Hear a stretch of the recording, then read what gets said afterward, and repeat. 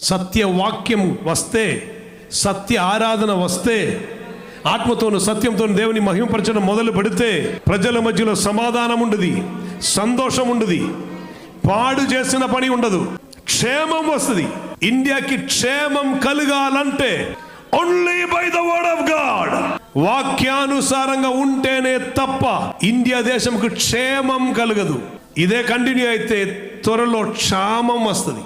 అయ్యా అమ్మా, సంఘం మాత్రం ఎత్తబడితే మిగిలిన జీవితం కష్టంగా ఉంటుంది, వెయిటింగ్లో ఉంది. భయంకరమైన వ్యాధులు ఈ ప్రార్థించు వారిని బట్టి మాత్రమే ఉంది కొంచెమైన క్షేమం.